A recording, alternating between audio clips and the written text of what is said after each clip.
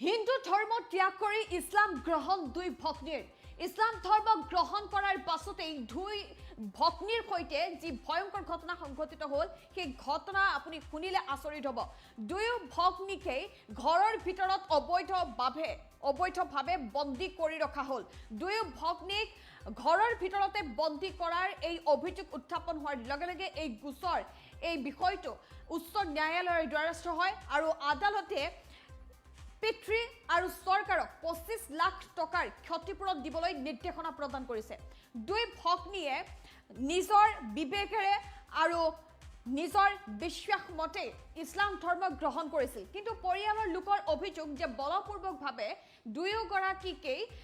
ইছলাম ধৰ্ম গ্ৰহণ কৰা হৈছে ধৰ্মান্তৰকৰণ কৰা হৈছে এনে ধৰণৰ অভিযোগ কেতবোৰ উত্থাপন কৰিছিল দুয়োগৰাকী ভগ্নীৰ পৰিয়ালৰ লোকে যেতিয়া আদালতত দুয়োগৰাকী ভগ্নীয়ে মন্তব্য প্ৰকাশ কৰে তেওঁলোকে কয় যে আমাক কোনো ধৰণৰ জবৰদস্তি কৰা হোৱা নাছিল বাধ্যতামূলকভাৱে আমি ইছলাম গ্ৰহণ কৰা নাই নিজৰ মনৰ ইচ্ছা মতে বিশ্বাস আৰু বিবেকেৰে ইছলাম গ্ৰহণ কৰিছো আৰু ইয়াৰ লগে লগে ন্যায়ালয়ৰ মন্তব্য যে মহিলাৰ স্বাধীনতা আৰু মহিলাৰ মৌলিক অধিকাৰ সুৰক্ষিত কৰিব পৰা নাই চৰকাৰে এয়া মহিলাৰ স্বাধীনতা আৰু মৌলিক অধিকাৰ উলংঘা কৰা হৈছে যাৰ পৰিপ্ৰেক্ষিতত 25 লাখ টকাৰ ক্ষতিপূৰণ দিবৰ বাবে নিৰ্দেশনা প্ৰদান কৰে এলাহাবাদ উচ্চ ন্যায়ালয়ে এই মুহূৰ্তত এই খবৰৰ সবিশেষ লৈ আহিছো আপোনালোকৰ বাবে ডাঙৰ খবৰ হিন্দু ধৰ্ম ত্যাগ কৰি ইছলাম গ্ৰহণ দুই ভগ্নীৰ ইছলাম গ্ৰহণৰ পাছতেই হাৰাশাস্তিৰ সন্মুখীন হ'বলগীয়া হয় দুয়ো ভগ্নী ইছলাম গ্ৰহণ কৰাৰ বাবে হাৰাশাস্তিৰ সন্মুখীন হয় ভগ্নীদ্বয় ঘৰতে অবৈধভাৱে বন্দী কৰি ৰখাৰ অভিযোগ উত্থাপন হৈছে দুয়োগৰাকী ভুক্তভোগী ভগ্নীয়ে এই অভিযোগ উত্থাপন কৰিছে ক্ষতিপূৰণ হিচাপে পিতৃ আৰু চৰকাৰক 25 লাখ টকা দিয়াৰ নিৰ্দেশ দিলে আদালতে 8 সপ্তাহৰ ভিতৰত 25 লাখ ক্ষতিপূৰণ দিবলৈ নিৰ্দেশ এলাহাবাদ উচ্চ ন্যায়ালয়ৰ দুয়োগৰাকী মহিলাক বলপূৰ্বকভাৱে ধৰ্মান্তৰকৰণৰ অভিযোগ পৰিয়ালৰ দুয়োগৰাকী মহিলাক বলপূৰ্বকভাৱে ইছলাম গ্ৰহণ কৰোৱাৰ ধৰ্মান্তৰকৰণ কৰোৱাৰ অভিযোগ উত্থাপন হৈছে কিন্তু আদালতত নিজৰ বিবেকেৰে ইছলাম গ্ৰহণ কৰা বুলি মন্তব্য প্ৰকাশ কৰে দুয়ো ভগ্নীয়ে এয়া মহিলাৰ স্বাধীনতা আৰু মৌলিক অধিকাৰ উলংঘা কৰা হৈছে বুলি মন্তব্য কৰে এলাহাবাদ উচ্চ ন্যায়ালয়ে আৰু এনেদৰে এলাহাবাদ উচ্চ ন্যায়ালয়ে মন্তব্য প্ৰকাশ কৰি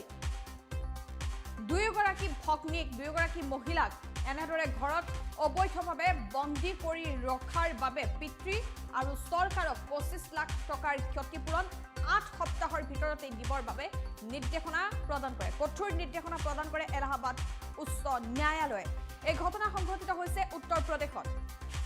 এই ঘটনা উত্তৰ প্ৰদেশত সংঘটিত হৈছে কিছুদিন পূৰ্বে ইছলাম গ্ৰহণ কৰিছিল দুগৰাকী প্ৰাপ্তবয়স্ক মহিলা দুয়োগৰাকী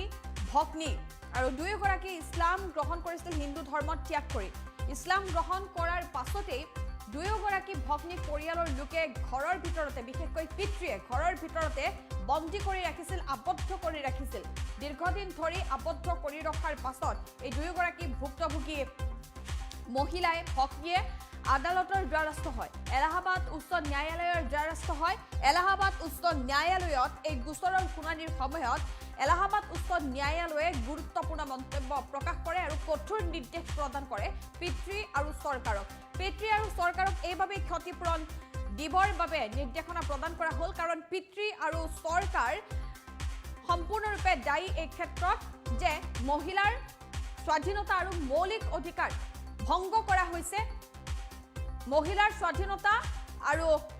মৌলিক অধিকাৰ সুৰক্ষিত কৰাৰ ক্ষেত্ৰত বিফল হৈছে উত্তৰ প্ৰদেশ চৰকাৰ যাৰ পৰিপ্ৰেক্ষিতত এই মন্তব্য আদালতে উত্তৰ প্ৰদেশ চৰকাৰ আৰু পিতৃক